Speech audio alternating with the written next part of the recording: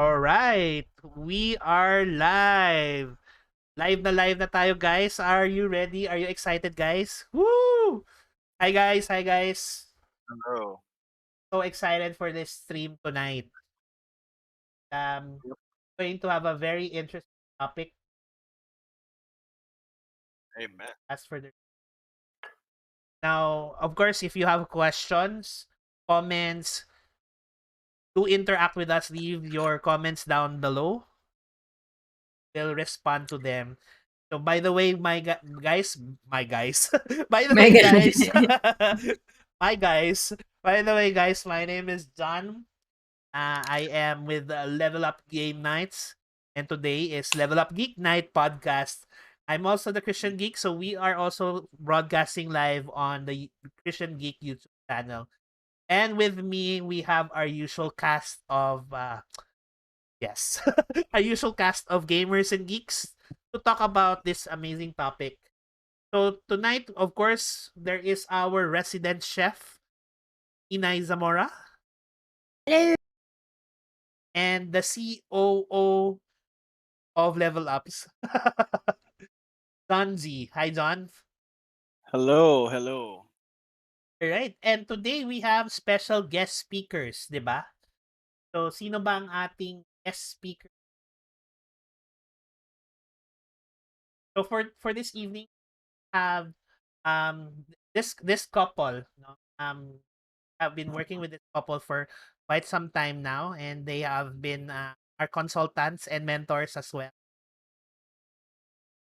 our coaches, and they train people in cognitive behavioral therapy. Are part of Transcend. They actually are, for me, they are one of the few experts that you can rely upon talk about mental health issues, especially coming from a Christian or biblical perspective. Let me go ahead and welcome Gino and Noreen Eleria. And Hello, hello, hello. We're glad to be here. we're glad to have you here as well. And another guest speaker for this evening, we have a former mental health patient back in college actually.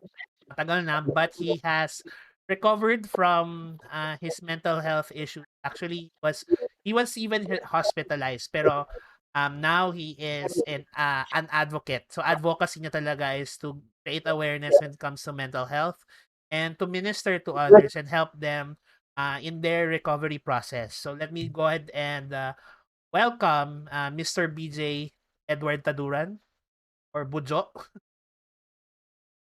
Hello, good evening. Thank you, Level Up for this opportunity. Yes. All right. Sobrang we're excited to have you. And I just also want to include actually also an IT professional. So wanted to highlight that as makita natin na that mental health is not something that will stop you. Definitely, you can recover from it. Experiencing mental health. And so, to talk about it, ano ba yung topic talaga natin for Dan? All right. So our topic for tonight is basically we're tackling the issue of mental health and how does it impact or how is it impacted by gaming. So the gaming culture and mental health concerns of these communities or how these two can interconnect to each other. That's what we're going to be tackling tonight. To start off first, however, I would like to invite our guest speakers to give us a kind of a 101 description of the concepts of what is mental health exactly. So I'd like to pass the floor to Gino. Thank you. All right. So yeah. So mental health. No. There are several different ways of looking at it. No. But we'll talk about two main ones. No. One is in general. right? When does a person need to go for help with regards to their mental health? No, from a clinical point of view, a person is actually not healthy. So it's being defined from not healthy from a not health point of view when their pattern of thinking and emotions are affecting their quality of life, right? It's kind of a well, it's kind of a subjective and vague definition, but from a clinical point of view, when a person believes that they already have a pattern of thinking and doing things that's affecting the quality of their way of life, then technically they're not healthy, not healthy, and all that. So that's one perspective. It's a very conservative perspective, and there's some level of subjectivity there because what might affect you might not affect me, and vice versa. Right? So pwedeng you're already having you're freaking out over something that other people do not freak out about. Then but you feel that you need help. Then you can already go to a clinician, and then they can already diagnose you if it's affecting your quality of life. No, that's the clinical point of view. It's defined more from being unhealthy, right? Now the other point of view, since both Noreen and I are actually life coaches, is that um, the mental health is actually a peak or optimal way of thinking, right? Wherein thinking and feeling and doing things. No, since we're practitioners of cognitive behavioral therapy, right? When you have a way of processing your thoughts, that actually leads to the best, I guess, emotional life and has a positive impact on your behavior and your relationships and how you're doing things, then that's actually mental health. No, we call it in CBT, no, cognitive behavioral therapy. We call it congruence. No, so the more congruent we are in how we are thinking and feeling and doing, meaning all three are aligned, then you are actually at peak mental health. All right, it sounds great. So it's when everything comes together and you're at a high performance with your mental and emotional. Bujo, how about you? Yeah, I'd like to add to what Sir Gino mentioned, si Kuya Gino. Di ko alam kung paano tatawagin si Kuya Gino. But Kuya I G. really like, oo. Ako, I will give my perspective on how I experienced it and siguro sa side ng Maslow's hierarchy of needs. I don't know if most of us are familiar, pero 'di ba parang if the goal is to be really healthy, like you are reaching your aspirations in life, no? Parang yun yung highest goal ni Maslow, self-actualization.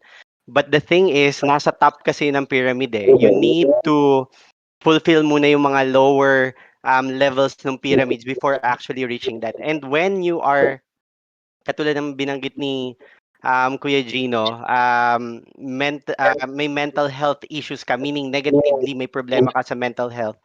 It's a combination of yung iba binabanggit it's emotional, it's also yun nga psychological, no?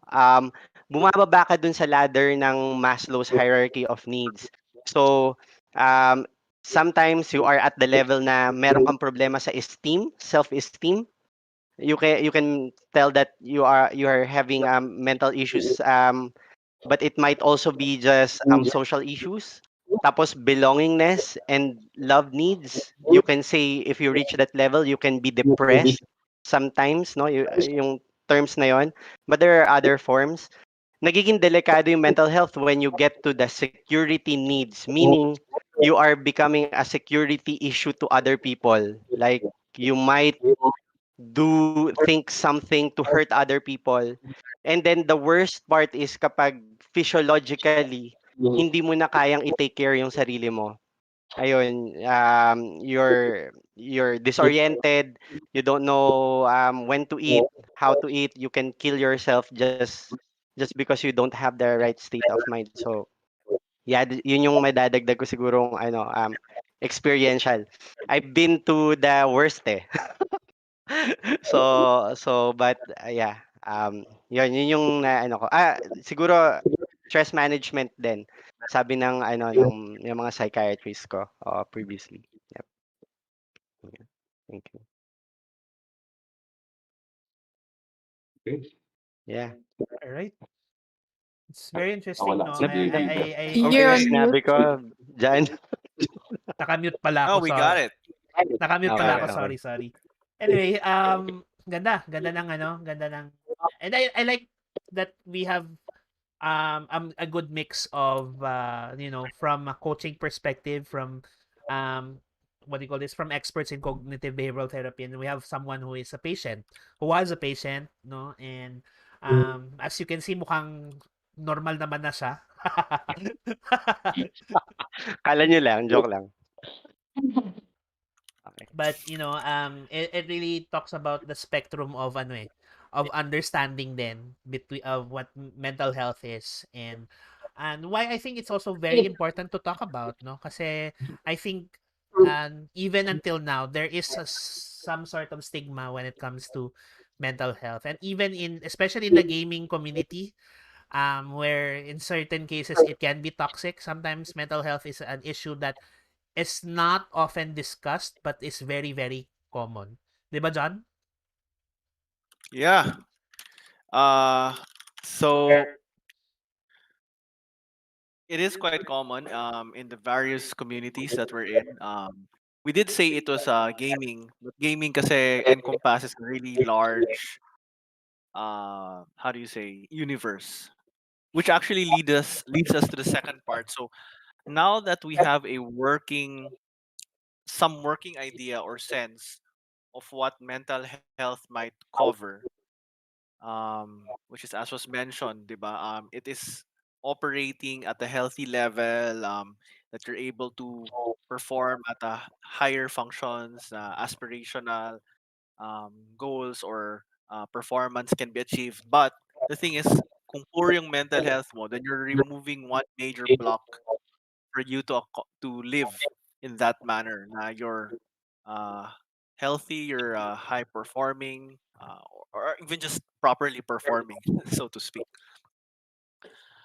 Now, how do we connect it? Sa gaming naman, gaming is of course, I'll speak about this. Ako naman mag-speak ng konti.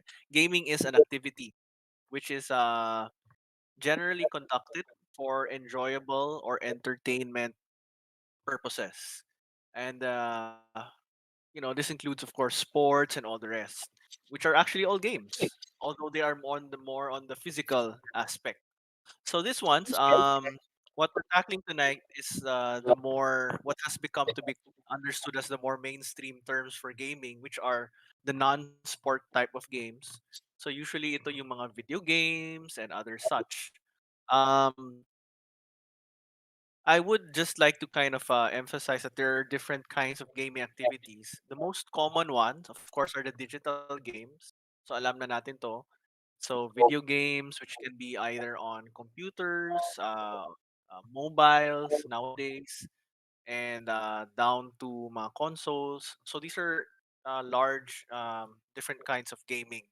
And this can go from single player games, mga RPGs, or you can have casual games, puzzle games, down and up scaling up to large games like MMORPGs, where there are hundreds, if not millions, of people interacting at almost simultaneously, and then down to the popular stuff nowadays, which has also a player base in millions, yung mga uh, PvP type games, yung mga shooters, yung mga what they call mobile arena games, ano yan, mga Wild Rift, League of Legends, and then mga Dota 2, yung ganun.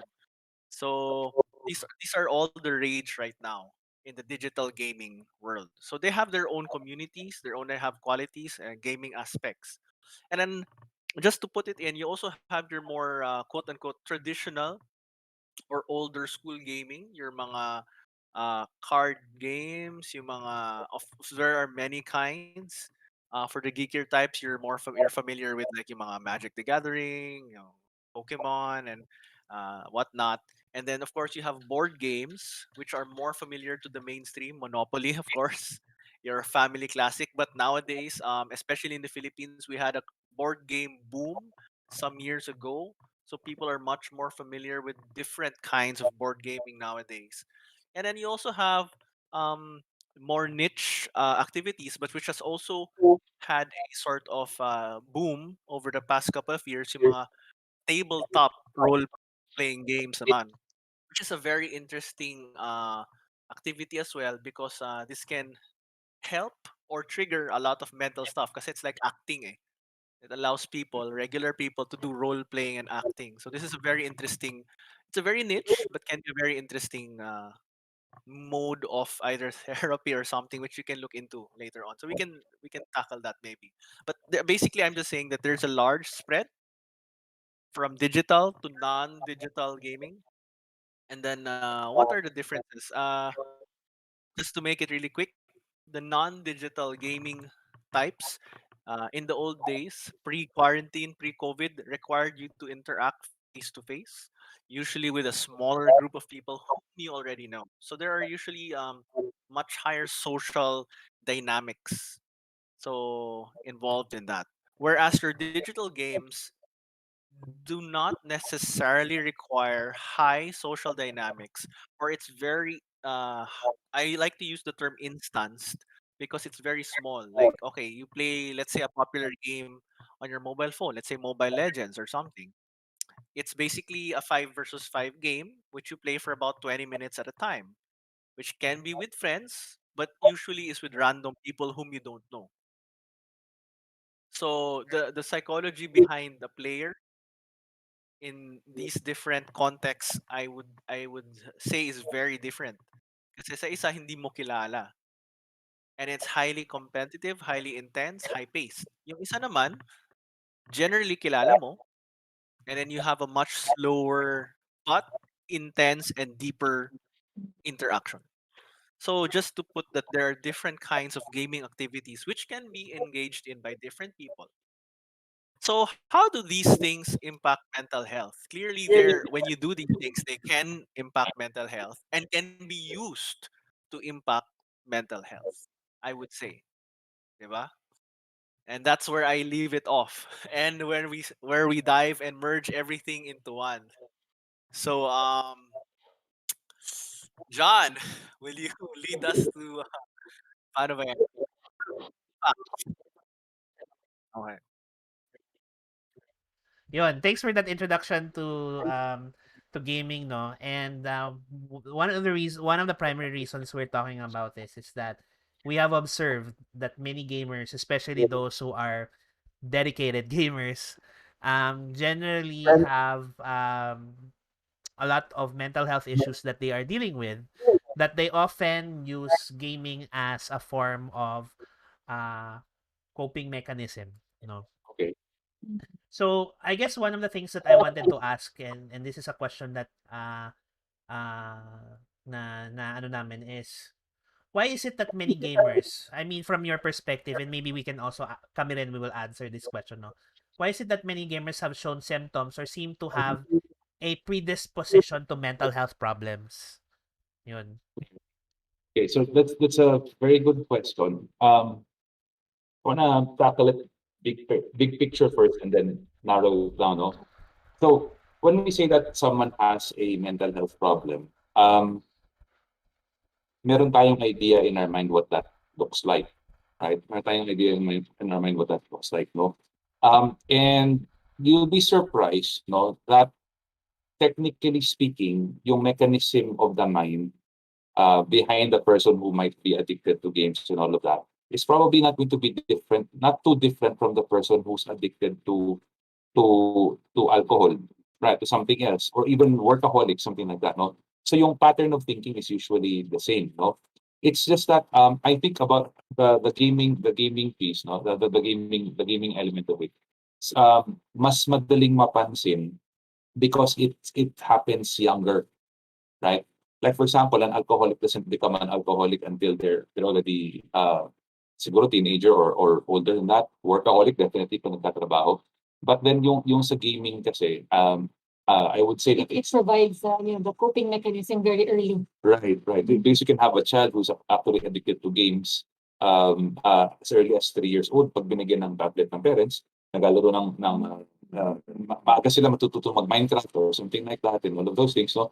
And they get addicted, right? Then it's very noticeable, And it's also noticeable in the sense um, since it happens early, it becomes a part of their lifestyle even earlier compared to other addictions. So there's that big picture.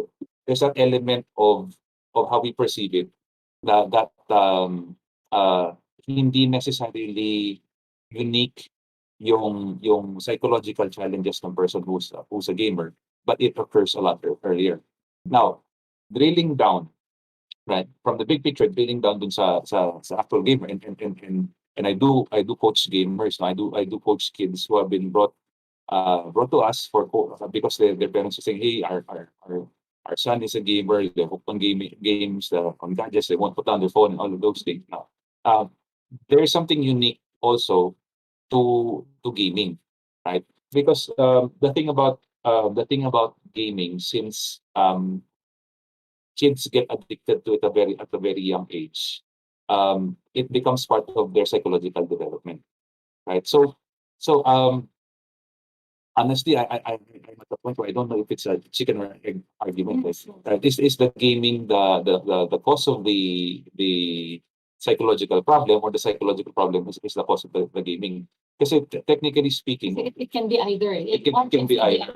It can be either, but I don't really want to single out gaming per se, because there are gamers who don't end up with psychological challenges, right? There's a certain set of things that a child or a young person has to experience in order for them to have psychological problems and all of that. And usually, sa napapansin ko, when a person doesn't have sufficient emotional connections which they need during their developmental years, then since hindi naman bawal mag-games habang bata, punta siya dun sa gaming.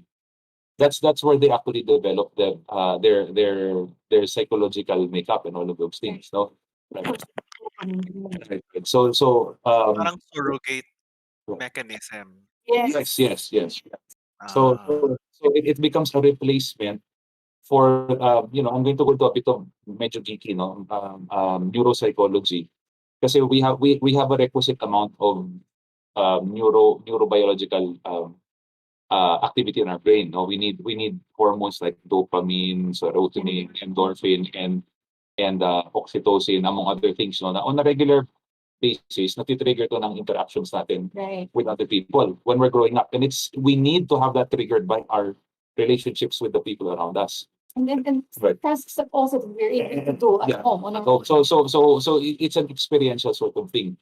When a person is devoid of those things, or has maybe negative interactions with the people around them, right? or lack of Or there's no connection, then the games themselves provides the stimulus to trigger those chemicals in the mind. And the thing about the games, they're super addicting, Yeah. right? Because when the child's brain is not yet developed, they get into the games. I'm talking about digital games, to be specific. No? Digital yes, games. digital games. Digital games, not the board games. So digital games, the spike in these chemicals in our brain, Specifically the the dopamine. dopamine, is higher than what higher than human thresholds, actually. Right. So Higher than people, human the sort thresholds. of dopamine rush that you will get from playing patentero will not be able to compare when you're to a game where you're just constantly leveling up. So patentero, like let's say there's a threshold. If But patentero, 1 to 10 lang, 1 to 10. umabot ka dito, then okay, no problem. It's actually good for you because it becomes part of your development. Nag-games ka, umabot dito yung dopamine high mo, it exceeds So, your capacity. kunyari percentage, no, because so might be just listening. Kung ang capacity, full capacity is 0 to 10. Regular, kunyari spikes, no, in dopamine, which is good for us, is goes up to 5, 6, ayan. That's normal, that's healthy for us. But when a person gets their dopamine from constant, engagement sa digital, mga challenges, and they're able to level up continuously, nagka-spike yun, 8, 9, 10. Right. Di, tuloy-tuloy yan. So every time ganun kataas. So to the point that hindi na siya madaling i-match by other things apart from the game. So nakaka-hook, mas madali ka ma-hook doon kasi doon mas malakas yung nakukuha mong dopamine rush from it. And then sometimes parents will ask us, how do I actually get my kid off the games? I tell them that you have to hug your kids. You have to have a lot of interaction because you need to stimulate those things in their brain, right? To the point that it has to be something more palatable compared to the game, right? Compared to the game. No, so there are to compare. There are gamers who don't have psychological problems, Yes. and it's usually because they get the right amount of stimulation in their brain outside of the game. Yeah. So Parang proper amount of love and affection and interaction from their parents, basically. And also possibly peers, no? Friends. Years, yes. Yeah, they have people that they can talk to, joke around with, yung mga ganyan. So So, yung point ni Bujo kanina about the self-esteem and the self-worth, yes. right? Those things are formed experientially through our positive experiences with our parents, our siblings, and our peers in our younger years. Pag wala nun, or negative maybe yung experience ng ganong things, then it's so to survive, the person goes to the games kasi I need to stimulate my brain. Otherwise, mag-shut down ako and all of that. Eh. Mm. So yun yung big picture and then narrow down to the specifics. That's good. Thanks for sharing your thoughts on that, Gino, no, and Noreen. Actually, before that, I just want to introduce our one of the level up guys. He's with us tonight, si Gio. Hi, Gio. Hi. He's tag teaming Ninay for now. Ninay has to step out. Family matters. So Gio stepped in to join us for this evening. And alam mo may one thing na narinig ako kanina, Gino, that pet peeve ko kasi 'to, eh. Yung when I see a mother or a father ta's aabutan ng 3-year-old nila na anak ng iPad, naiinis ako. I'm not a parent, but I feel like, come on. Too young to introduce to something digital na parang it will become part of their lifestyle, eh. So parang and often din not nakikita ko kasi ginagawa ng mga yung gumagawa nun usually is just that they're using it like a babysitter. Oh, tahimik ka muna anak, ito muna maglaro ka muna or something. Rather than using it for ako like if I were to do that, I would use it for educational purposes and together with a child, not na parang iwan ko lang sa kanila yung digital device. So Tapos uh, 'pag binawi mo yung device lalong mas galit. yes. Lalong mas mahirap i-manage. It's no wonder they become attached to the device. Yeah. And I think ano yun, that is psychologically parang tine-train natin yung kid to be more dependent on the device rather than on the parents, no? On the family. Kasi basically yung bata, wala pa siyang understanding of the world. Right? Wala pa siyang understanding of the world. You put in a device at that age, their world view is formed basically with half of it is in the real world, half of it is in the digital world. Okay, sana okay. If you're spending more time in the games, that the child goes up a bit more disconnected, cannot pick up social cues and all of those things, and it becomes a bigger challenge for them later on. Lalo na yung self-esteem, no? Right. Kasi if you have, for instance, you have an avatar that is so accomplished, but in your real life interaction, you have struggles because you don't know how to connect. So, syempre, yung self-esteem mo in real life is really, really down. So, ililipat mo ngayon yung identity mo in a sense, no? Doon sa avatar who is able to accomplish so many things, level up siya ng level up. Diba? Parang ganun. We've actually had That's true. we've had That's kids. another reason why they get hooked on games. Right. We've had kids who told us that, you know what, I can't let go of the games because in the games I'm somebody. In the real world, I'm a nobody. In the real world, I'm a nobody. It's just teenager, 15. Yeah, I would agree with that because actually I would say that I think I would have gone through that at some point. Kasi connected sa gaming, persona ko dati was I felt more accomplished and more powerful there. Not as a single individual, but because this was already in the context my community ako.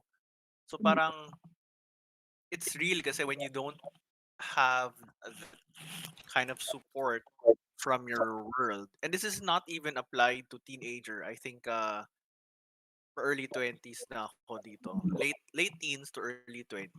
Then you look for that meaning somewhere. Yes. Yes. So wala ka kasing parang framework to provide you with that eh. Um, so yeah, you look for it wherever you can find. Hmm. Yun. Kabujo, what do you think? When ina-explain ni Gino at saka ni Noreen about this, I'll connect it to coping mechanism. Yung connection ng mental health at saka gaming is actually I experienced going to, so this is another perspective, to three hospitals, no, to three rehab or mental health center. Pinakagumaling ako dun sa institution na nagpapa-games sila eh. So actually I would say games at this point is a tool, and depending on how you use it, anything naman kasi na sobra is not good eh. So just to mention, dun sa third hospital na yun na pinakamabilis akong gumaling or Mhm. nawala yung mga paranoia ko or some of my bad thinking habits. We were doing yung occupational therapist is doing a lot of tabletop games. They are arranging a lot of sort of interaction with other patients, and sort of trying to give them parang enjoy their identity, hopefully, as they interact with each other. Parang yun yung nakikita ko. So that was very helpful. So habang binabanggit nyo kanina yung mga bagay-bagay, this is just my personal na lang, thoughts, not really dahil mental health patient ako or pero it's possible na kaya nare-relate yung gaming to mental health issue is baka nasa sensationalize din. Um, for example, kasi nga ang mental health issue is about stress management. Pag nire-relate ko sa corporate world, no. Sa corporate world, especially sa mga millennials, pabata, no. There are cases na when they are super stressed, they resort to gaming and they invite people to different communities, or go online or go Mhm. even tabletop. And sometimes they do it a little bit excessively, like napupuyat sila, naapektuhan sila. But hindi ko alam kung addiction yon, but it's really their coping mechanism and it affects their performance. And then again, babalik na naman tayo dun sa as a person na if you have a good well-being, you have a good mental health. Pero dahil itong mga empleyado na to or mga colleagues mo Mhm. na they're very excessively doing some gamings, they are bumababa yung performance nila. I think this is just example, but I think there are a few of these stories that we know. I think nasa sensationalize lang. Um, that's my thought. Ayun, but gaming might have a good use, definitely. Pero kailangan lang ng tamang tamang dose. So to speak, Moderation. moderation. Yeah. So something just hello, am I coming in? Yes, yes, Yep, yes. you're Go here. ahead. But Okay, even sige. we also wanted to speak to yung sa shinare ni Budjo. Actually, that is actually yung describe mo that yung best therapy for you was the gaming. Actually, yes. It's actually gaming also that will be the best therapy. But non-digital, tabletop, relational, where you actually meet people and you actually spend time with other people. Actually, yun ang best therapy na ginagawa rin namin for people who are addicted dun sa digital. Kasi nga, the thing with the digital, there is, the disconnection. But the gaming as a family, or like actually we do gaming as a family. So we have, but we're talking about the tabletop, no? So that we are actually talking to each other. So that's actually the camaraderie, the relationship that is being built is actually what helps a person get through or get past the addiction na dun lang siya mag-isa kumukuha ng dopamine high niya from from the interaction with the digital screen. Siguro to balance it out, the game itself is neutral. Yes. It is the person who yung ano yung pattern of thinking of the person who's State of the into the person. game that actually will have an effect on how the game impacts them, no? Right, right. The reason then it's much common. I don't think sensationalize siya for its own sake because hindi naman natin gagawin yun. But the reason na, as the Gino described earlier, kaya mas napapansin siya because marami na nga talaga sa generation na, even the younger generation, na talagang lumaki na on the gaming. Right. Pero wala nung social and social-emotional connections with, you know, the parents, a healthy relationship with the siblings and the peers. So, doon nabaling yung kanilang development. So, in that sense, marami talaga ngayon. So, I think it's just parang pinapalaki lang yung issue. However, the game itself is not at fault. So, hindi kasalanan ng game yun. It's in the relational or the development of the child. And yung tabletop gaming is actually very healthy. Yeah. And we've actually recommended tabletop gaming to parents. So, dinala na yung kids namin, I tell them, okay, I'm spoken to your kid, you know what, you need to like play a game at least 3 nights a week. Or Right? initially, you know, just Bigyan namin listahan ng board games, okay, this stuff, no. shopping game ng board game. Naisip ko lang kung merong effect ang accessibility ng digital gaming versus non-digital. Mahirap kasi yung non-digital, like kailangan mo mag-gather ng mga pinsan mo, That is true. kailangan mo, pero yung digital, ano, di ba? Bigay mo lang yung cellphone sa baby. You can all play it Yeah. your wherever you are. And unlike other sins kasi yung sorry, I say sins. Sorry, unlike other coping mechanisms like smoking and alcohol and I don't know. You have to pay more for it. Games kasi, kapit ka lang, charge ka lang sa bahay, tapos download mo na, libre siya. You don't really need to pay. Most games are Assuming free you already nowadays. have a gadget. So, yung to reload the content, so to speak, you don't have to buy more beer, you don't have to buy more cigarettes, you don't have to buy more drugs or whatever it is you're addicted to. Though I actually know someone who spent 75,000 on online purchases. Hindi na bata. I mean, you can spend a lot, but you don't have to. You don't I need think to. So kung you know what? I think it's like ano eh. It's like sorry, Peter Jr. So I'll use you as an example. It's kind of like Peter Jr.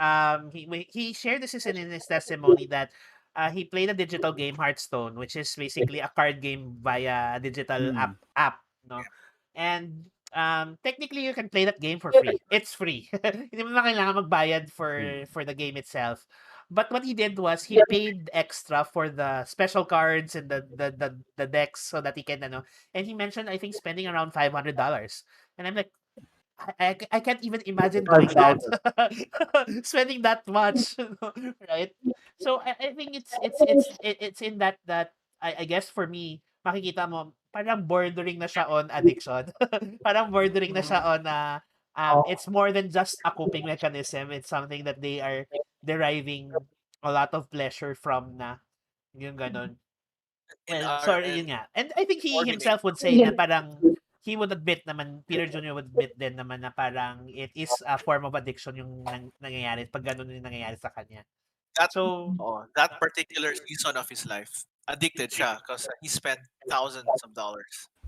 Yeah, so Whereas today, when he engages in gaming with his family, wala. It's just so it's different. It's very different, no?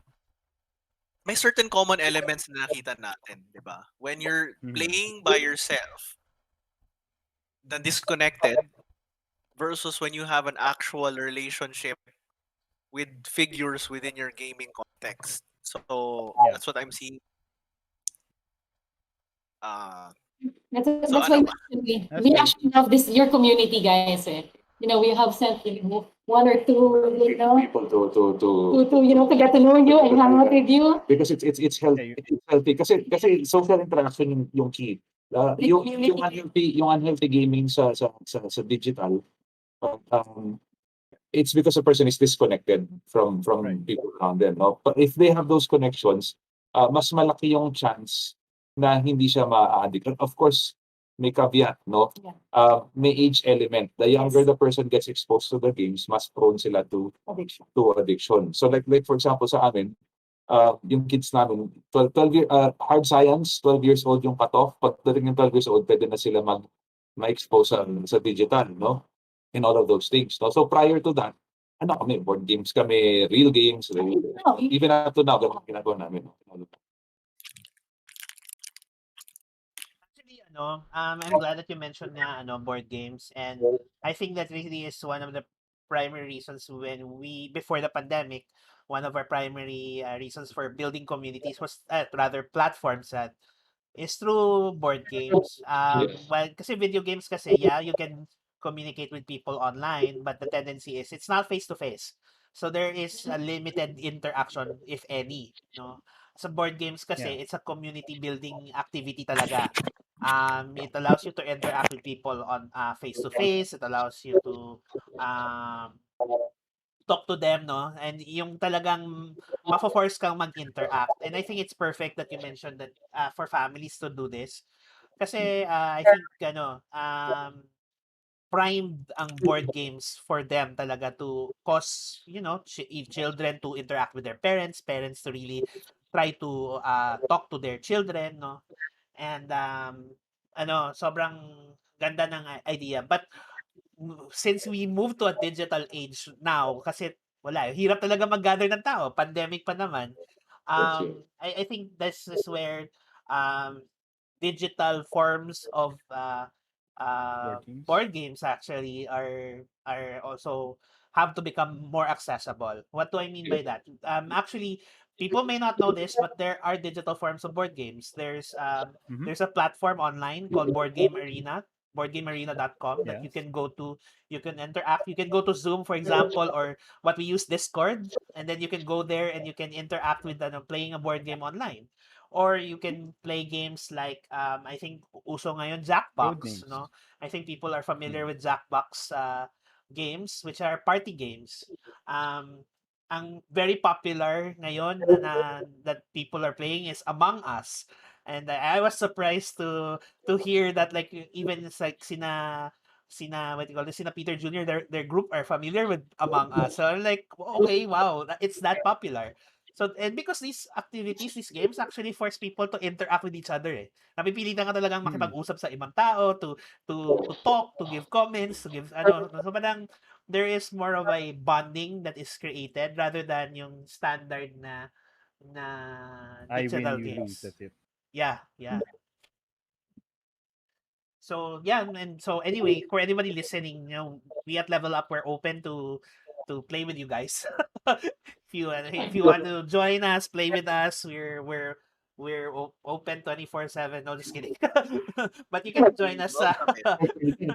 You can join us on the Level Up website, Level Up Facebook page rather, and on Discord. You can just go to invite.gg/lugn. So anyway, to move the conversation along, and I think since we talked about coping mechanisms, no, um, one thing that I want to ask is, how would you know, or how would you spot someone who is using gaming as a coping mechanism, and to the real, especially to the real life issues, and is it healthy ba talaga to use gaming? Or actually, medyo nasagutan natin yan, pero I kind of want to delve deeper into that. And is it healthy, or Just can it to give actually more. make it worse? Okay. All right. So yeah, it's a good question. Honestly, on our end, usually yung tao dinadala na sa amin kasi sinasabi ng mga kanilang loved ones na they have a problem. Basically, when they're no Mm. longer functional in other areas of their life. So, which brings us yung sa definition nga nila ng mental health in clinical psychology, that if it is affecting the quality of your life, either your relational life or your practical life, yung tipo dapat tumigil ka na mag-games pero Hindi hindi magawa. mo magawa. Kailangan matulog na hindi magawa. It's Kailangan kumain na hindi magawa. a problem. And I remember I also went through this phase before. I used to be a gamer a long time ago, no. Nakuha ko sa Counter-Strike. Right, Mm. right after college. Hindi ko maintindihan eh kasi dati ano ko eh, prior to getting hooked, I set limits for myself. I left college. I finished college. I didn't have a job. Right? Then Counter-Strike ako. I like wake up at 6 in the morning, then I'd sleep at 3 a.m. The next day. I'd crawl to my room, tapos magang-magana yung mata ko. And then sabi ko parang, I think, I remember there was a point na sabi ko problema na to because I was like 1 o'clock in the morning, my dad comes home from work and then I'm telling myself, I think I have to stop. And he's telling me, I think you have to stop. Tapos hindi ko pa rin matigilan. But then I knew that there was something wrong. Right? Normally, dinadala sa amin kapag yung nagsasuffer na yung academic, Right. alam mo yun, hindi na nakakapag-aral, hindi na nakaka-focus, tapos nagkakaroon na ng distance with sa relationship, no, na hindi na sila lumalabas ng room, doon na lang mas gusto nilang kasama yung game kaysa sa other members of the family. So, I guess, when nakikita na hindi na kasing functional, yung person sa kanyang regular life. If you can't stop, there's something wrong. Ganun ka, no? Kasimple yun. If there's something that you have to do but you can't stop, right? Tipong, isang ano lang, one more stage, mag-level up na ako. Tapos like 5 hours later, hindi ka pa nakatigil and then you have to go to work already and all of that. No, there's something wrong. No? With regard naman dun sa question whether could it actually be healthy? It's would be used to transition. We're not saying that you just transfer to non-digital and then okay ka na. But as binanggit nga ni Bujo kanina, di ba? Now, we need to pace with people. So kung andun pa yung familiarity niya, this is what they have been doing to relax their mind. That is why we transition, we let them play with other people so that andun pa rin yung nararamdaman lang they're accepted. No, they're not being just judged completely. You're no addict, stop doing that. But we want to keep them away from the digital solo flight kind of playing to transition them to a social gathering. Sabayan mo muna, basically. So sasabayan mo muna. Ngayon, of course, if it's manageable naman, naging kaibigan niya, naging barkada niya, there are phases kasi mahirap when you're playing, tapos may may mga teammates kayo, you don't even have an idea sino sila, no? But what we appreciate with a community like this is that you actually know each other. You can form real friendships because there's a face to the name and, you can actually talk about your life. I have a young coaching. Sabi niya, and I'm trying, he's actually going through depression. And I was telling him na, saan ka ba nagiging masaya? And he's part of a gotcha community. Right? Tapos doon lang siya, sabi niya, doon lang ako merong some level of happiness within that community. Kasi that's where he feels emotionally safe. Right? So, alam naman hilahin from the person when that's where they feel safe. So what we do, we put them in an emotionally safe environment as well, where they are accepted as a gamer, right? So Yeah. when they're there, they can have fun. Kasi actually, critical aspect din dun yung fun. A lot of parents kasi, it's like, kailangan you're studying, kailangan you're, puro na lang task. But actually, fun is also essential, and Yeah. that is an opportunity to bond and to also have fun with other people. Then, Right. yung social-emotional development kicks in. They start learning to connect with others, pay attention, look at the emotional cues, and that promotes mental health. Isn't that how like kids when they're younger actually learn? They learn through play. Yes. Yes. So yeah. Hi.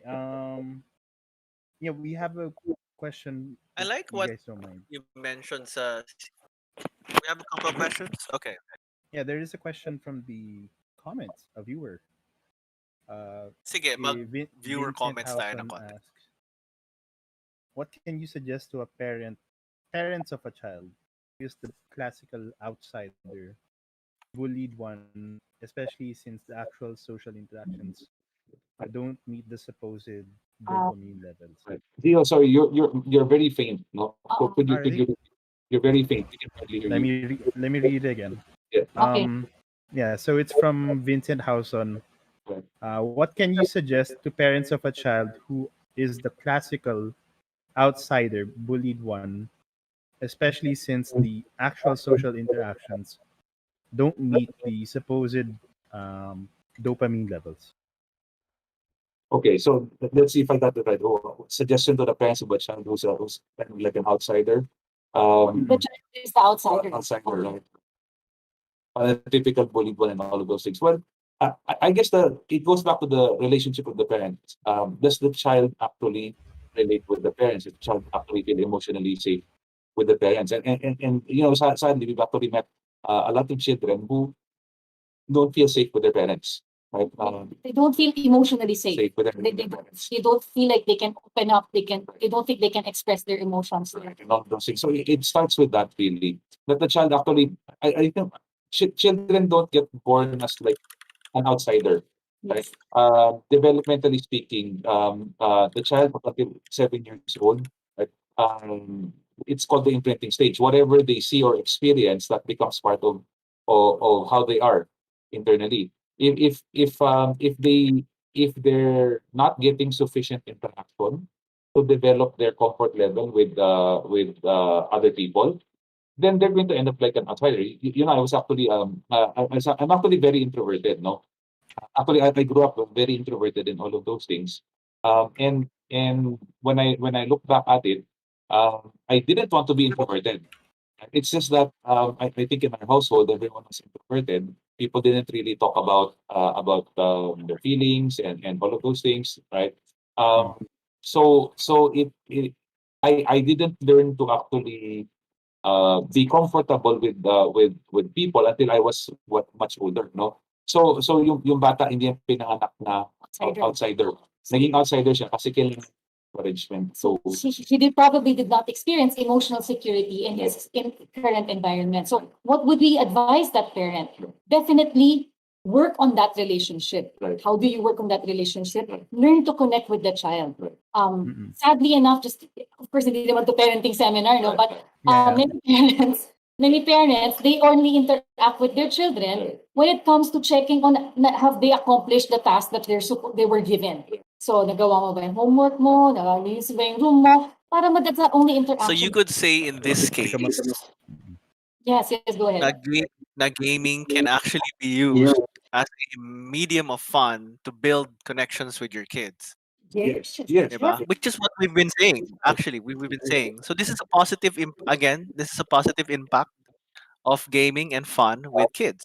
Right. So, Right. first, the gaming that we're referring to here is yung bonding gaming. The gaming. Right. Hindi yung Yes. gaming. Yeah. Gaming with that bond, With the bond, right? forming that bond. Right. Actually, making it even simpler. But since parent yung or it's a parenting related question. A lot of times parents, I think, have this notion that you can't talk to your kids until they're older now. Right? Like a child will only understand simple communication commands and that sort of thing. But the reality is you can actually relate with your children. You can actually stimulate their mind, their social emotional intelligence by having meaningful conversations with them. We can ask them how they feel, what they think, Right. what's their opinion, how they feel about something. We can actually have that kind of discussion with them. So it's actually the problem sometimes ako yung anak ko, parang they're observing their child from afar, from a Right. distance. They recognize that Child is like some sort of feature or or something like that. someone lang yun, they're trying to analyze from afar. Right. When the reality is they can interact and they can engage. The They child, can get to know their own child. the child will develop in the way that you interact with them. Yes. And it's never too young to actually interact with your children. You can have deeper conversations, maybe using simpler language, but the emotional winding of the child is the same as that of an adult actually. They will be happy with the things the same way an adult will be happy. They will be sad the same way an adult will be sad. Right? It's just that yung kanilang framework of the world hindi pa ganun ka-develop, and that will develop based on their interaction with you. Right? With the parent. With the parents. Yeah, definitely. Doing some gaming having fun with them. Playing cards. That can be a way of opening them up. But definitely, we need to talk to them. And sometimes people like, ano bang activity gagawin namin? Activities are great, but we actually need to talk to each other. So that's what we would advise that parent. I was thinking when I was younger, my mom actually taught me how to play pusoy on Right. card games. And I think one of the things that we used to do as activities when I was younger, we played card games. Our favorite game was actually Monopoly. And I know that I've always lost, but my parents would always let me win. Pero feeling ko talaga na ako yung natatalo sa game eh. Pero alam mo yun, parang syempre kid, alam mo yun. But yeah, I think Well, these activities actually for me, they gave me parang what's the word I'm looking for? gave me good memories when I was younger that I spent time with Yeah, that's with true. my parents, with my family. So parang hindi siya how do I Same put same it? on my case. No, parang ano, Mga parang board game. I enjoyed my childhood because of that. No, part of my childhood is that I know that I can spend time with my parents aside from yung homework mo, yung ano mo, yung anong grade mo sa ganito, ganyan-ganyan, no? Parang that I could actually Huh? interact with them in that regard. What do you mean? Right. So thank you for sharing. No, very important. Ako yun yung na-observe ko eh. Parang the parents of before would play cards, maybe. I remember I used to play some back with my mom or Scrabble or that sort of thing. But what we're talking about, just to add to that, no, is that when you're playing, it becomes when you see that the child is actually relaxed, it becomes an opportunity to ask them what are the things that they like in life. Those are the kinds of conversation. What are the things that you like? What are the things that you don't like? Why don't you like what you don't like? Why do you like what you like? Right? What makes you happy? What inspires you? Pwede nang pag-usapan yan with the children, eh, no? So, Right. along with the card, with the activity, Right. Yeah, have that's meaningful true. conversation. Meaningful conversations. Yeah. Meaningful Thank you, Gino and Noreen. Okay. I have a question. Medyo kasi since Bring you've it been to a talking more adult a lot of questions have perspective. been geared towards children, but I kind of also want to talk about adults, millennials, and what do you call this? Ang age group namin. So, um, Sorry tayo. the question, Sige, saan naman tayo? so actually, I want to kind of throw it towards Bujo then, but of course, Gino and Noreen, you can chime in as well, no? Pero I'm wondering, what is it really with gaming that makes someone who is dealing with life issues or dealing with mental health issues make it so attractive? Why is it so attractive? And can gaming really alleviate those issues that they're experiencing, or can it exacerbate it? Can it make it worse?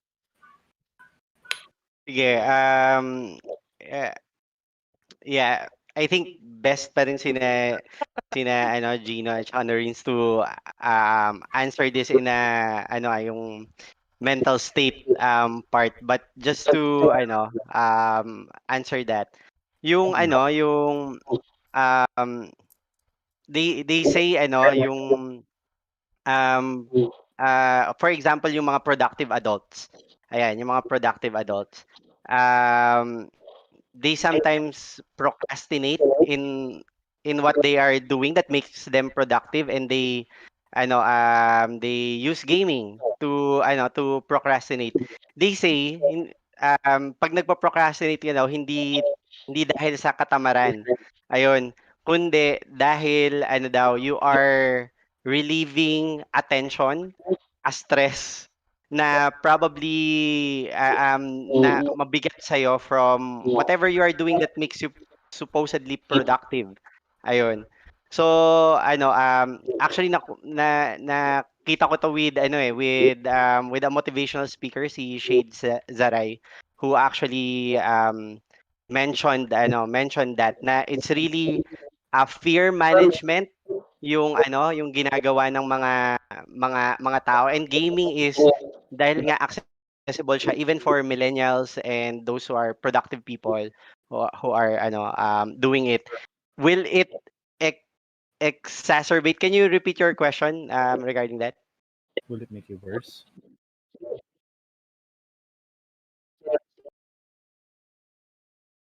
Yeah. Yeah, again, it pag sobra. So, ang gusto ko lang sabihin kasi is actually yung mababanggit ko lang, 'pag sum ah, i i babalik tayo ng konti dun sa question kanina na, paano mo malalaman kung bad na siya or sobra, gusto ko 'tong banggitin kanina yung for example 'pag, tulog, apektado na yung tulog mo. Actually, Mm. a lot of ginagamit yung gaming for coping mechanism, nagiging very detrimental sa kanila kapag kulang na yung tulog. Ayun, just want to put it out there, but ayun. It it depends. It still depends. Kapag sobra, sobra. So, Yeah, responsible gaming Late is night one games. of the tenets of our community. yun yung hinihit kong I feel attacked. Hindi, ako gusto ko lang sabihin na, 'di ba yung binanggit ko kanina sa Maslow's hierarchy of needs, normally Mm. dumarating yung mental health na may issue na person sa security level issue at saka physiological level kapag ilang gabi na siyang hindi nakakatulog. Doon doon tumitin and minsan wala kasing self-awareness eh. Walang self-awareness on that. Just ako aamin ako pag right now, kahit chess lang ang ginagawa ko, and again, wala kasing interaction, yung ELO rating, yung alam mo yun, na-hit ko na yung 1,400 ganitong rating eh. Tapos bumaba ako 1,200, sige, matutulog ako hanggat sa makabalik lang ako 1,350. Ano yung mga ganong thinking, tapos alas 3 na ng umaga, hindi ko pa rin naabot yung score ko. Anyway, I'm sure nakaka-relate kayo lahat dito. Yeah. Yeah, But we So, have a yeah. different way. We have a different way of Yeah. thinking. Yeah. We stopped playing when we lost too many times. That's true. Baka Ano, bumaba ka ako, score natin. Ano siya, it has something to do kasi with your identity, no? Mm. oo. Ako, I need to stop Para siyang ano eh, measurement of like value. No? You were saying, kaya Bishop? hindi, kasi they are suggesting nga, ano eh, just to test if you have self-awareness and you're not addicted, stop for 1 week with that. Kung kaya mo, probably hindi ka pa addicted. Challenge yourself. Yeah, anyway. Maganda insight mo. Yeah, it's the same thing that we're saying. Actually, but connecting it dun sa formal study, sabi nila kasi it's about control eh. Technically speaking, if you feel like in your life, parang ang daming variables, and maybe some of them are like not going your way, like you're stressed sa trabaho because ang dami mong gustong, ang dami mong goals, na anxious ka kasi parang I'm not moving forward, I'm not able to get things resolved. When you go into a gaming, the gaming environment itself, merong finite yung space na yun eh. Ang target mo lang naman is hit a certain number of XP or what have you, that sort of thing. No? So it's a simpler environment where you have more control over what's going to happen in the character. And that can be a source of relief kasi yung in life From anxiety. from anxiety kasi as we deal with challenges in life, we also get dopamine highs. Like for example, like you're working a report at work or you're programming something or what have you. Pag nagawa mo yun, you get the dopamine high. Eh kung magulo, you're not gonna get that high sa trabaho. But sa game, you can do that. Kasi, hit ko lang yung next level, may high na ako eh. That's why it also becomes dangerous kasi kapag nasanay ka na tipong, ay, every time nasa-stress na ako, dito na lang ako pupunta. Then, nagkakaroon na ng problem. And dahil, we feel better when we're achieving there in the virtual world. Right.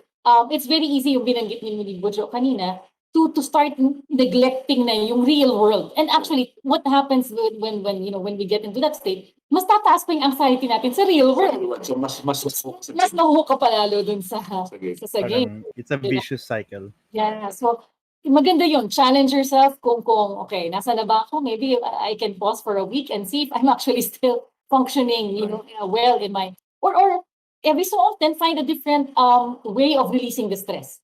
Para hindi lang yun ang paraan. Kasi pag yun ang go-to natin parate, madali siyang nakakahook kasi escapist pair siya talaga. Lalo na kapag ang galing yung pagkakakonstruct ng world, talagang feel mo you're inside that world, right? So Right.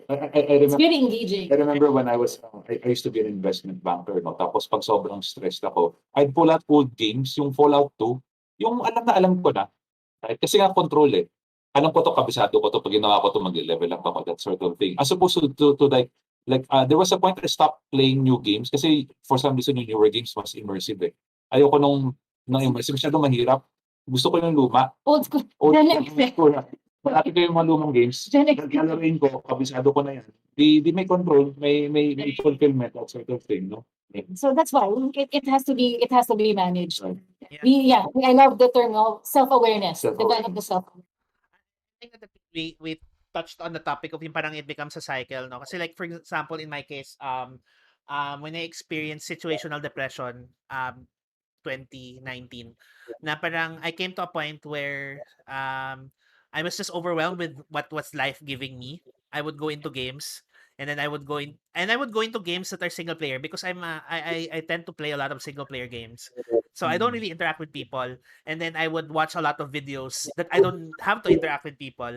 And then after that, when I realized na parang lumalaki na yung problema ko kasi hindi ko nga inaasikaso, lalo akong Yeah. made-depress, and then babalik ako Right, sa right. cycle na it becomes a form of escapism nga, 'di ba? Parang because feeling mo when you are into these video games, you're achieving something. There's a sense of achievement that is being created, and there's that parang sense of fulfillment kasi parang dito successful ka, sa real world hindi. No? And I think that develops addiction. That's why ako personally, I believe that addiction itself is not the issue. Usually when there's someone is addicted to gaming, it often is a result of real life issues that they're not coping properly. They're not dealing with properly. And it can be depression, it can be anxiety. I think yung pressure, sabi nga ni Vincent Howson dito, sobrang daming gawin na overwhelm ka, so you just crumple and you end up just playing games kasi doon ka na lang nakakahanap ng sense of satisfaction because you can't find a sense of satisfaction in your real life. Sobrang anxious ka na, sobrang overwhelming na yung problema mo na you're crippled, no? That's a really good insight, no? You're right. You hit it on the head. It's people sometimes come to us, addiction ang inireklamo nila, but there's something behind the addiction. It's never done. It's Something not just deeper. the Yeah. games or the alcohol or the cigarette.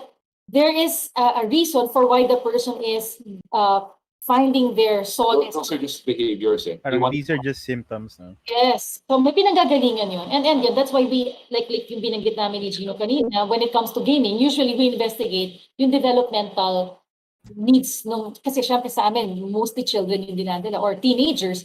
So we check on the developmental needs. How are they being met? Alam mo yun? And how they can be met. So syempre, at mature age, no, when we're no longer minors, now we are now going to be responsible for ourselves. Our parents are not going to be the one bringing us to a coach anymore. So this is where we need to develop yung binanggit nga ni Bujo, yung self-awareness. It's okay to every so often blow off some steam. However, if it has become a cycle, yun rin describe kanina ni JB, na or it's sometimes doon lang tipong may problema ka sa work, hindi mo pa mag-game ka muna para ma-relax. But then nag-games ka ng gusto, ayaw mo bitawan, napuyat ka. Napuyat ka, mas na-late ka pa bukas, mas may brain fog ka pa. That happened to me. Ano sa akin? That's when you know you overdid it. Ay, di pala ako na-mute, sorry. I don't think he's the only one. Hindi lang siya nagkakaisa. May brain fog ka ngayon and during the next day, mas hindi ka ngayon active, mas hindi mo ma-address ngayon yung problems mo for that day at hindi maka-find ng solutions. But at the end of the day, ay, babalik na naman ako sa game ko. And now you actually end up getting deeper into that cycle. So, if you're recognizing this, if anyone is recognizing this, it's time to, take a breather, relax muna. Take a break. Take a deep breath. Actually, your problems are never really that bad. Perhaps it's just a perception, no? There's always a way out of the problem, no? So it's not ever that bad ng maguguho. Hindi totoo na maguguho ang buhay natin just because you have problems and all of those things. No? That anxieties are normal. So instead of running away from the anxiety, pause for a moment. Take a deep breath. I-exhale mo yung negative energy. Kasi when we are anxious, we're actually building up a lot of negative energy. Kasi kailangan mo i-release yun eh. So medyo siguro konting jumping jacks or exhale. Alam mo yun, let it out. Tapos, do some healthy self-talk. Alam mo yan? Do some healthy self-talk. Kausapin mo, parang, okay, ano ba nararamdaman ko exactly? Kausapin, call yourself by name. Noreen, anong nararamdaman mo? Sige nga, can you describe? Alam mo yun, just let yourself express how you feel, even just to yourself. Ano bang iniisip mo at nararamdaman mo? Right. So when you know what you're feeling, okay, ano bang thoughts behind this feeling that's making me feel this way? Ano bang mga iniisip ko? And talaga bang hindi ko kayang gawin yun, whatever that is? Or maybe I just need to, give some room. So engage in some healthy self-talk. Now, if you actually have someone to talk to, please talk to that person. I think, Sa level up. nominate na namin. All these guys right here in the screen. You can call them up and, maybe I can talk to you about what I'm going through. So then you have someone to talk to. Okay lang ba? Do We're our like best. nominating you already as people to talk to. Right. Because definitely, because you're all in that same community, there is that uh, commonality, magkakaintindihan tayo, with what we might be going through. And more than anything, that's what we need. When we are going through so much anxiety, the last thing we want to do is to isolate and try to escape on our own. Talk it out. If not with other people, do some healthy self-talk. Definitely, why don't you talk with to God? Sit down if you haven't talked to God in a long while. Sit down and pray. Lord, pagod na ako. Lord, I'm stressed. Maybe that's something that we can do. So, we can break that negative cycle if we are finding ourselves in that rut. I want to just piggyback on yung need for talk Ah, interaction kasi babalik ako ulit sa family, sa kids, gano'n. Hindi, kasi napapanahon na rin ngayong pandemic, yung formative years ng mga bata, teens, 'no, tsaka pabata. I think it's very important for the parents to also focus on creating an environment na safe for them, that they can express, that they can I'm mentioning this kasi karamihan yata ng mental health issue is really related to coping up with the personal thing. No, yung yung relationship. sa akin previously, I mean, it's not a fault sometimes nung family or nung environment dun. Kaya lang merong kailangan mag-lead on Situation. focusing on that area of creating that safe environment eh. Minsan either sobrang busy ng parents or hindi to yung other reasons of having a dysfunctional home, no? Na napapabayaan na yun. Pero kung sana, that's why I'm mentioning this is it's very important na siguro the mother or the father will focus at least on do we have a safe home, no? I'm mentioning this kasi even yung other people that I have helped with, Mm. normally, hindi naman yung person lang na nagkaroon ng mental health issue ang kailangan mong kausapin eh. It's a package eh ng parents, ng no. Um yeah, so if ever kasi related sa games, no, tapos nakita mo na ang underlying issue is meron siyang emotional issue with at home, then definitely it's a child and parent awareness thing na kailangan mangyari. So I think yun lang yung gusto kong with the rich discussion yung part na yun. Yeah. Nice. That's true. That's very true. It's true. Especially when you have an adult household. Kasi sa Philippines and sa Asia, a lot of adult kids, so to speak, live with their family, right? So especially now, naka-quarantine, di ba? Economy and financial saving, yeah, they end up living together na lang, or the single adult somewhere say, "O sige, dito na lang, balik na lang muna ako para mas hindi gastos," or something like that. Work from home naman, yung mga ganun. And it ends up triggering all sorts of unresolved family issues. Di ba? Mhm. I think I've noticed a lot of that happening since people aren't able to go out. Para siyang pressure cooker. Parang, oh hey. Tapos biglang boom, sumasabog. Di Okay. ba? Mm. Actually, there's a good. I have a follow up question. Yeah. From again our viewer. Yeah, which is good. Basically, it says as a kuya or someone who's mentoring young people, see Vince, what can we do if they don't feel safe with their parents? Yeah, aside from praying. Practical thing we can do for them. Yeah. Yes. Mhm. Yeah, it does. Yeah, sometimes it doesn't feel safe. Yeah, that's why retreat to gaming, or they Mhm. even retreat to their friends. Yes, yes. Siguro I'll try to answer from experience. Okay. From experience, yeah, we can give it to I know. Um I had a lot of foster parents. I had a lot of kasi nung nangyari to, I was away from Mm. family, no? Sa Laguna ako nag-college. Doon nagsimula yung first episode, second episode, third episode ko. And the people who really had a major impact on bringing me back dun sa mental health ko Mm. are other people, um, friends, um, several communities, no? Um, Although masasabi ko malaki talaga yung impact ng nasa bahay. Kaya lang ano, if ever hindi ma-provide yung support na yon, yung belongingness na yon sa bahay, which is I know a lot of us, no, has that type of environment sa bahay, no? Look for people you can trust and that will be available for you, and there are a lot of those. In my case siguro yata parang meron akong ano tatay-tatayan mga tatlo, nanay-nanayan mga lima.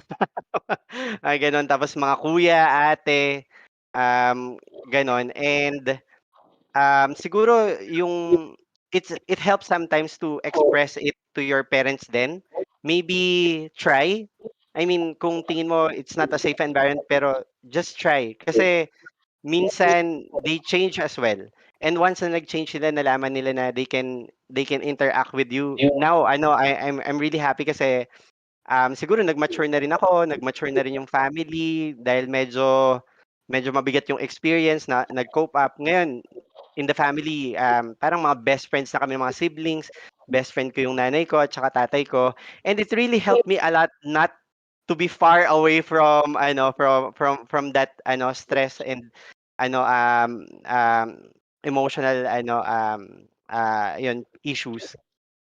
So yeah, in my case, other people and then try internally, but yeah, you can do those things. Yeah, it's actually very good, no? Correct. Yeah. There's always, we're always very, very blessed to hear that there's all, we encounter a lot of dysfunctional families, no? And nakikita namin that there's always a blessing of a surrogate kuya or something like that. So Surrogate kuya, surrogate ate, tito, tita. actually, sila yung nagiging I guess critical element na matter of life and death, so to speak, for a lot of kids, no. Now sa amin when we maraming variables, no. Ganong kabata ba yung bata, right? Kasi we have encountered kids na may trouble sila, suicidal. First time daw sila naging suicidal, 8 years old. Or suicidal thoughts at 8. At 8 years old and all of those things. Inaction at 12. 12 and all of those things, no? Right. And usually kasi babalik ko dun sa self-worth at self-esteem ng bata. Right.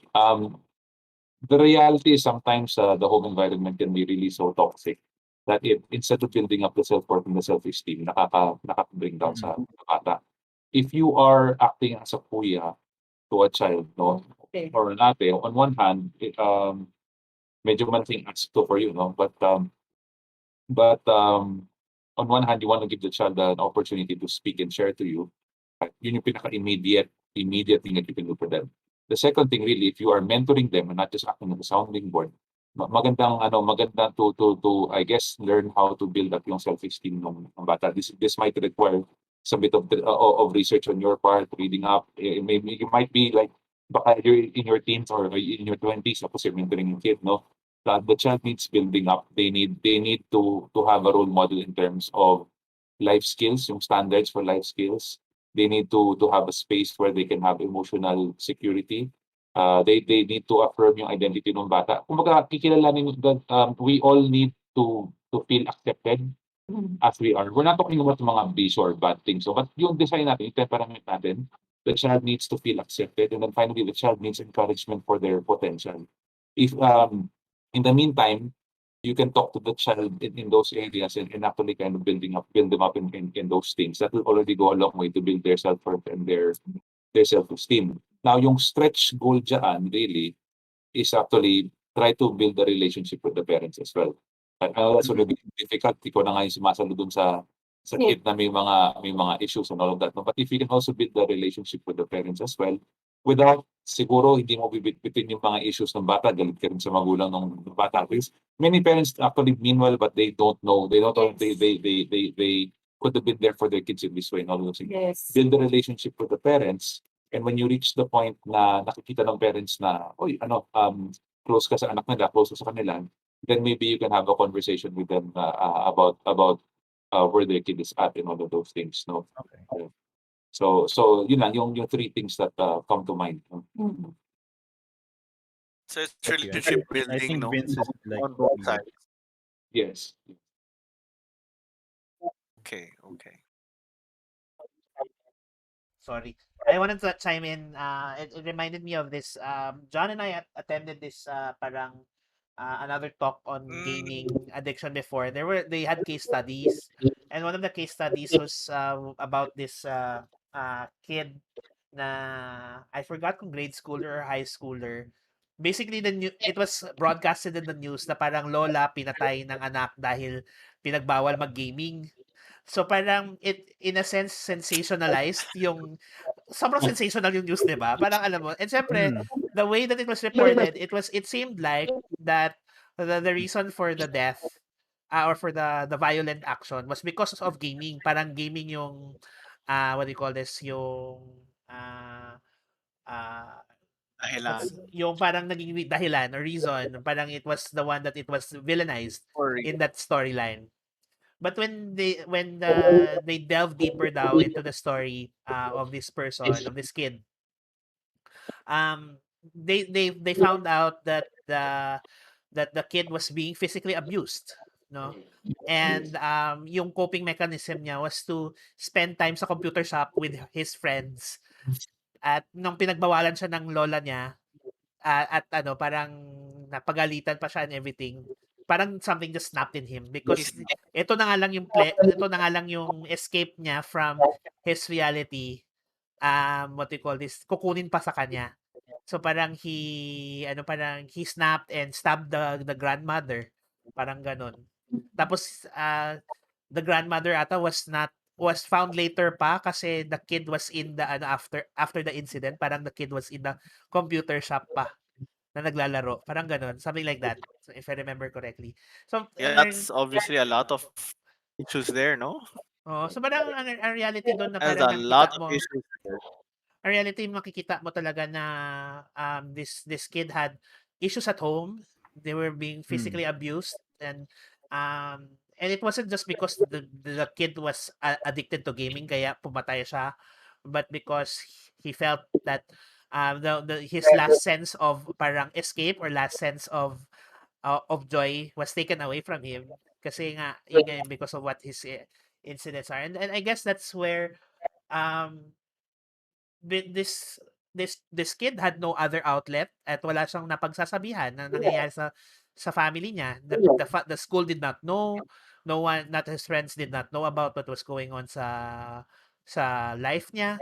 So parang napaka-importante I think is as kuyas or ano parang mentors or nanay-nanayan, tatay-tatayan sabi nga ni Budjo, na to just really be there, listen, to be the surrogate, so to speak, if they are really afraid to talk about these issues with their family, because there are people who are like that na who are in situations na nakakatakot talaga ikwento yung Right. issue nila sa pamilya nila.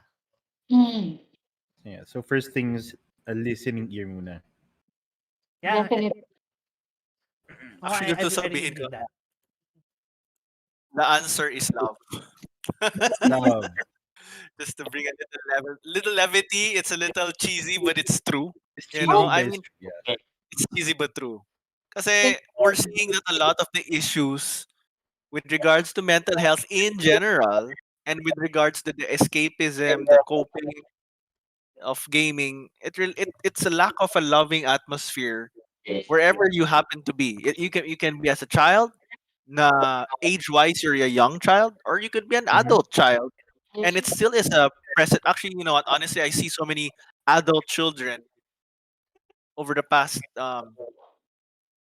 year na yung reaction nila is it varies from running away from the family as an adult, ha. So we're not talking about teenagers. We're talking about people in their 18 and 20s over. and 30s. Mm. So definitely very in their adult age, our age and up. Na grabe, parang they have a very toxic and not conducive environment for mental, emotional, spiritual health, sometimes even physical, if it's really that bad in their environment.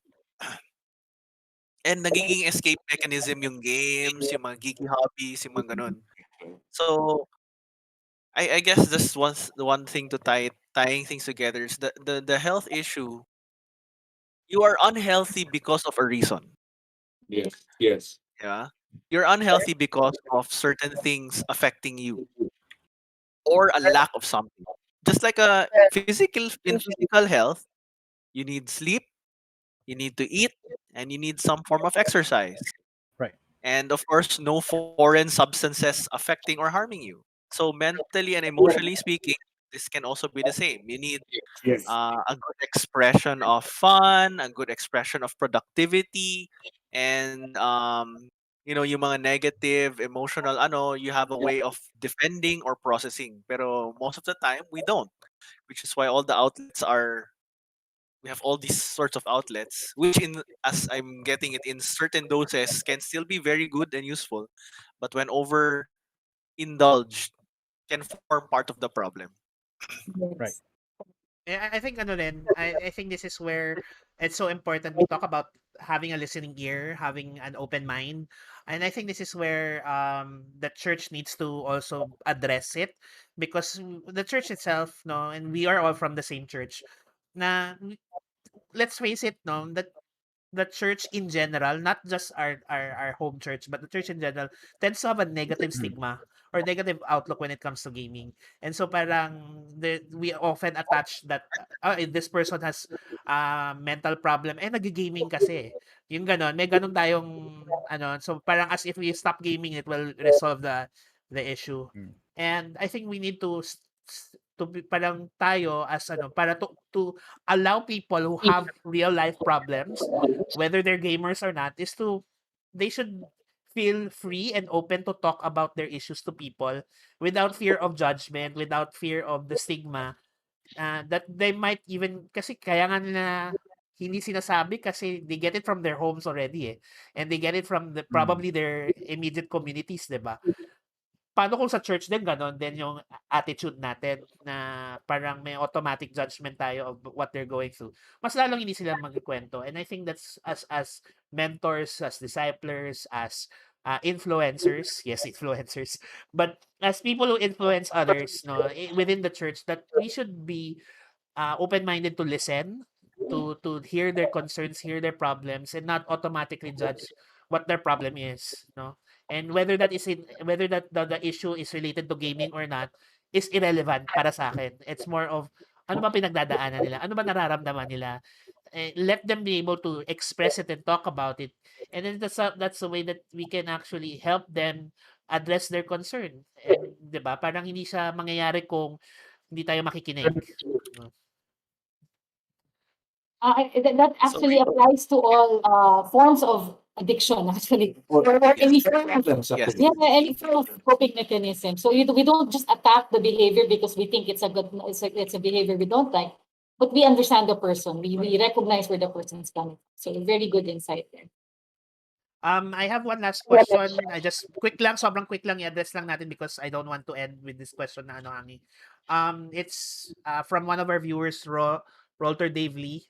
Sabi niya for Coach Gino and Noreen, since most video games, if not all, are designed to be addictive in a sense, that companies make games that compels players to play hours on end. How many hours do you recommend a child, teen or young adult to play per day, if any, presupposing that they use this for stress relief? Okay. Quick So, answer lang for you guys. hi, Dave. Actually, in one of our classes. No? Okay. Oh, Okay. All right. So, yeah, if you want to go hard science, no, sabi ng research, no, prior to 12 years old, zero. zero Prior to 12, zero. From Mm. 12 years old, mm, for at most 2 hours. pero and At most. that's not for gaming, huh? That's for academic purposes. The digital exposure, the research.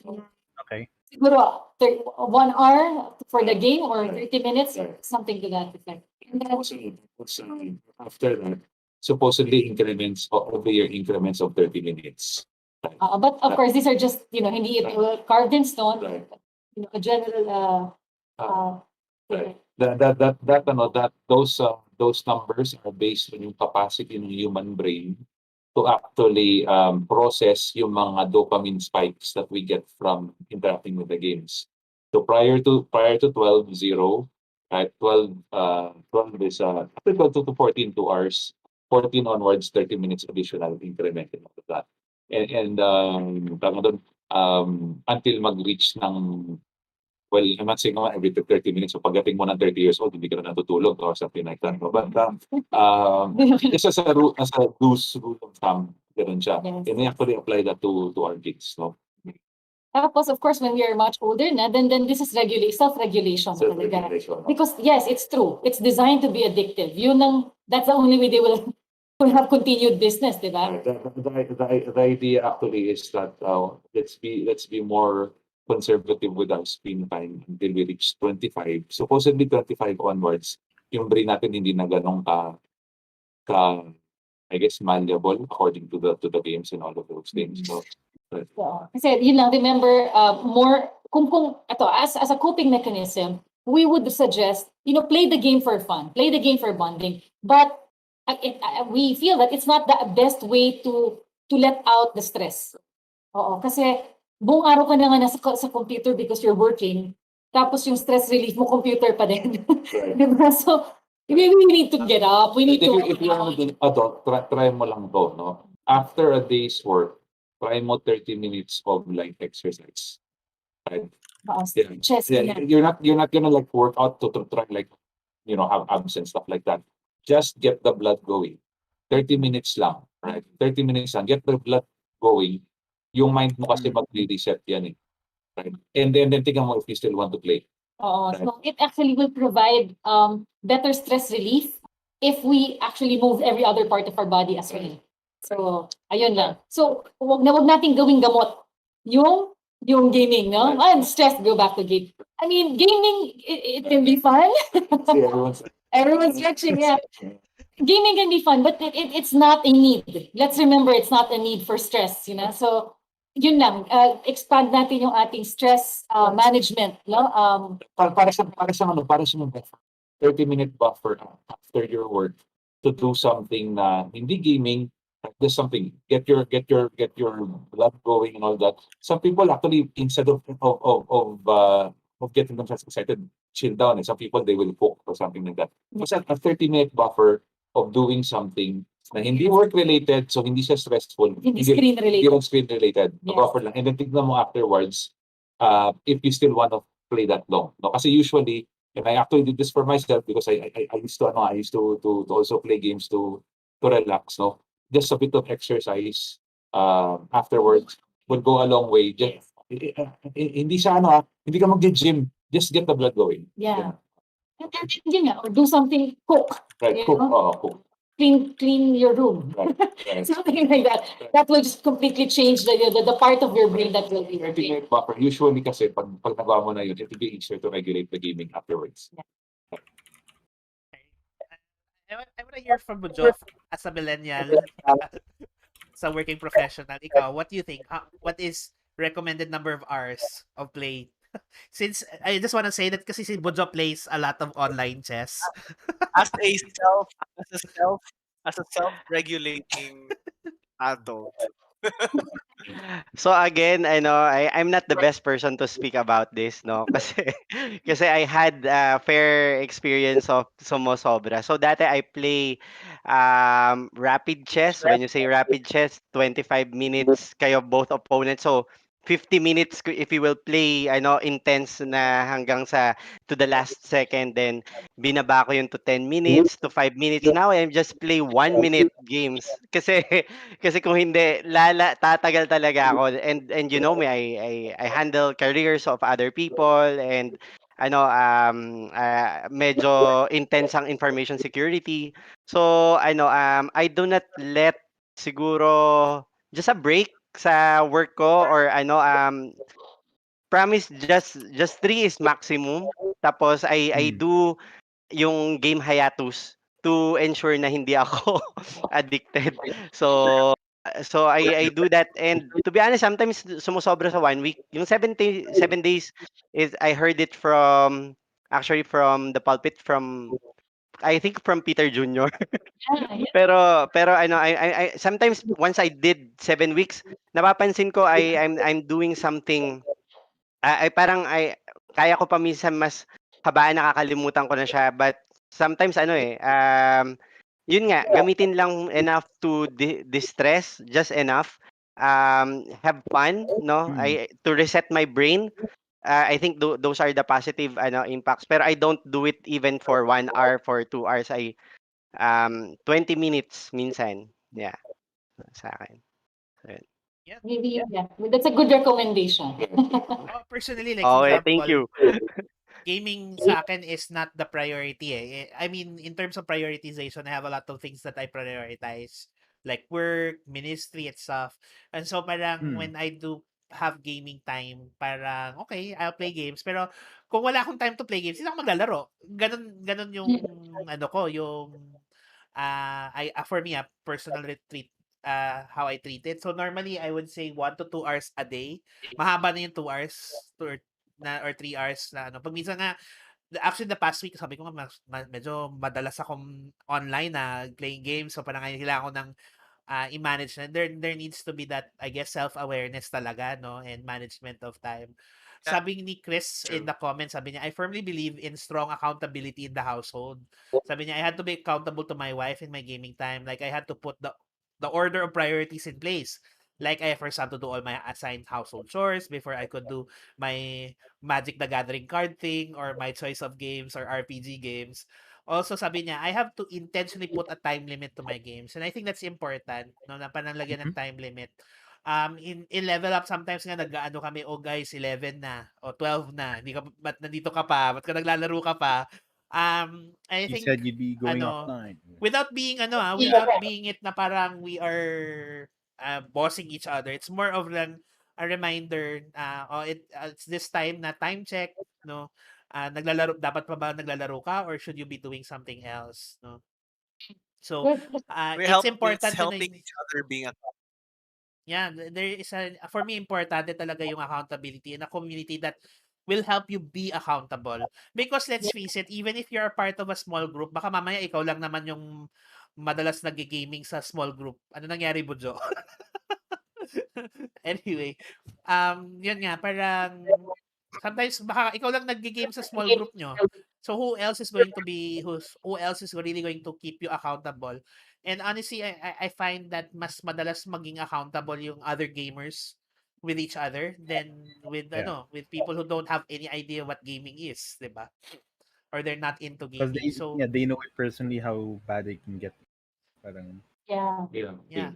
And ako like for example in our group, alam namin kung ano yung mga games that nakakaubos oras sa personally sa isa't isa eh.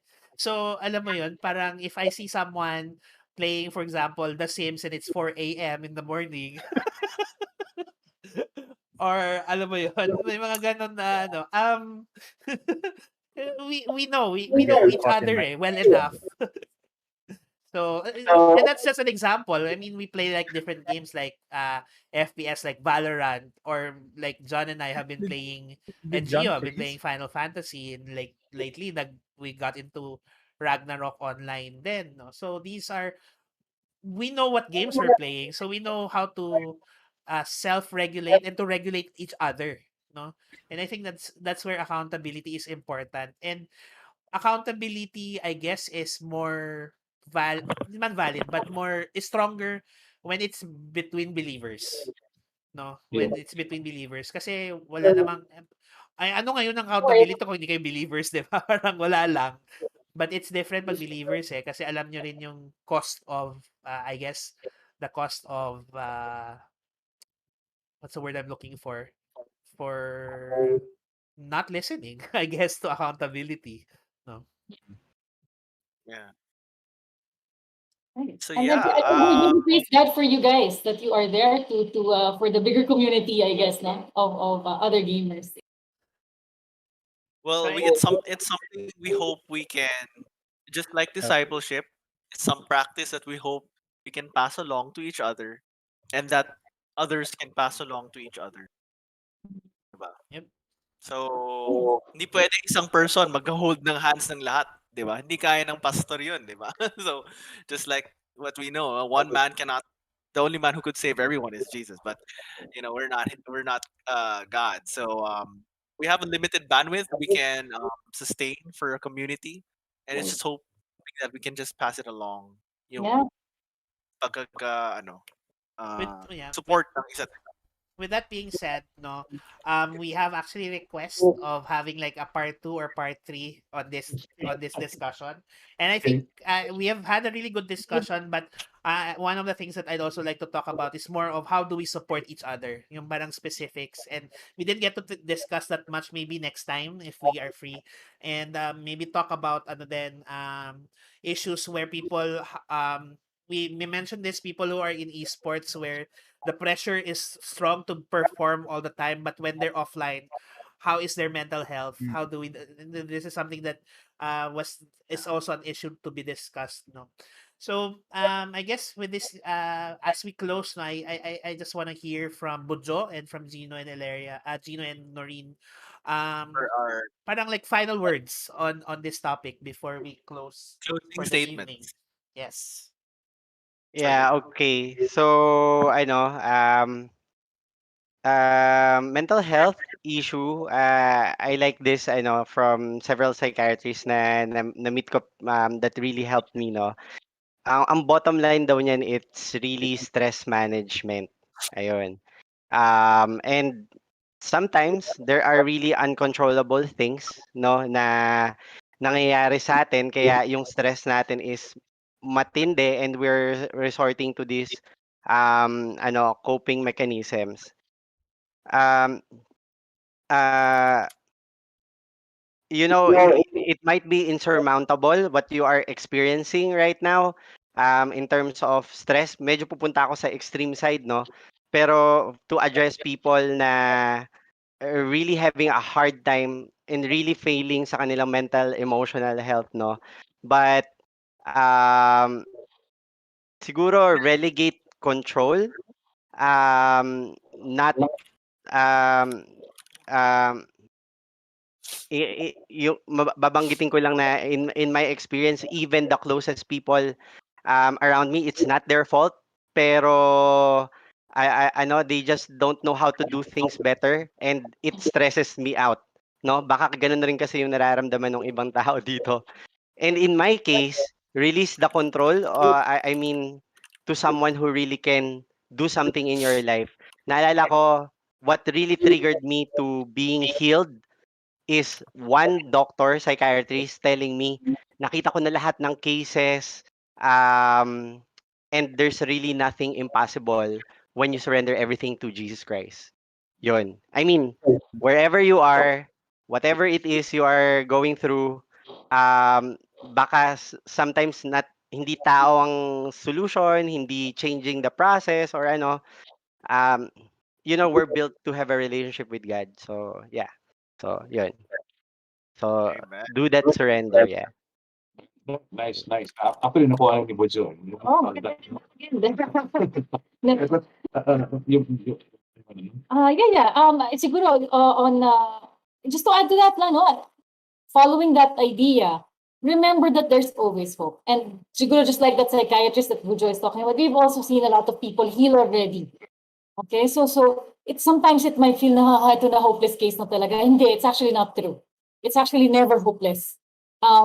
We have seen people heal. We have seen people who have been to multiple suicide attempts, but are now very healthy, living very fruitful lives. So it's healing is actually just as natural as getting into problems. Healing happens. It's just the taking the first step. And we're actually glad if you are here and you're listening, then you probably started on that journey, no, of healing. So begin, alam mo yun, with this in mind that there's hope. Just know that there's always hope. And yung binanggit ni Bujo that there's always somebody who can be there for you. Minsan parang feeling mo isolated, there's no one to turn to. Actually, you're never alone.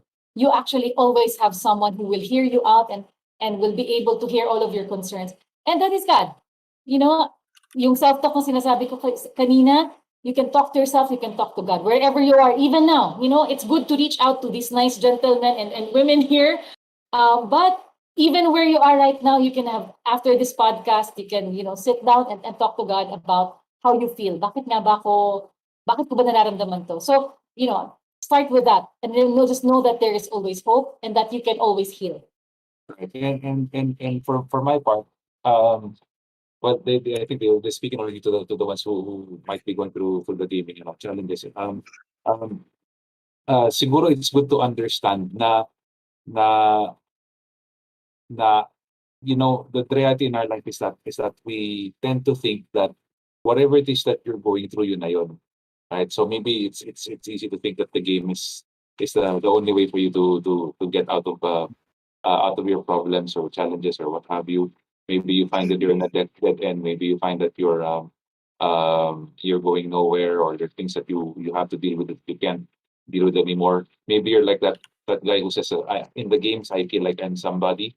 That in the games I can do something, right? But in the real world I'm a nothing. But the reality is, if you think about it, if you can be something, if you can do something in a gaming environment, technically speaking, you can also do that outside the gaming environment. Give yourself a chance, no? Lalo na we have a God who's with us, no? Who's really all about second chances or third chances. Give yourself a chance. You can actually make decisions the same way you can actually be a champion in the game, right? You can be a champion outside the game, and perhaps not necessarily in the way that you think that you have to be a champion na kailangan lagi kang panalo, right?